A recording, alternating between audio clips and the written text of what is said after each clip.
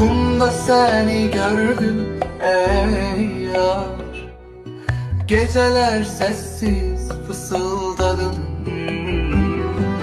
Külek saçlarını okşayanda gözlerin mənə qəm danışır yar. Sen benim alalım karanlık gecemde, sen benim ayım yalnız yüreğimde. Bir bakışın yeter, yandır beni, sevda çırağım ol, al beni yarım.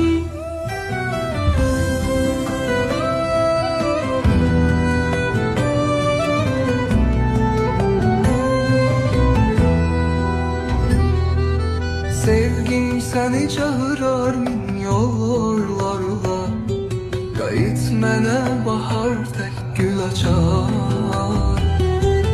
Kalbim sensiz bir gamkar mezar, yar bir sözünle dünyam aydınlar. Sen benim alovum karanlık gecemde, sen benim ayım yalnız yüreğimde. Bir bakışın yeter, yandır beni, sevda çırağım ol, al beni yarım.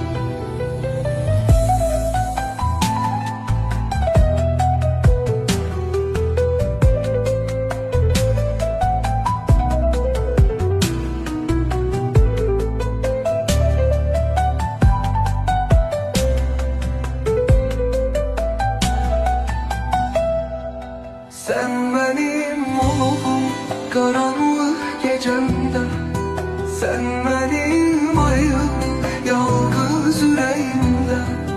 Bir bakışın yeter, yandır beni, sevda çırağım ol, al beni yarım.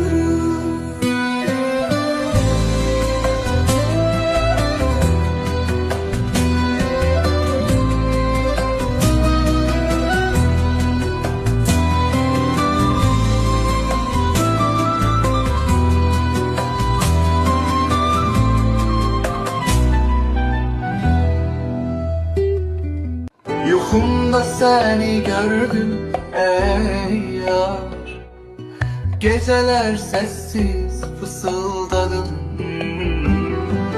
Külek saçlarını okşayanda gözlerin mənə qəm danışır yar.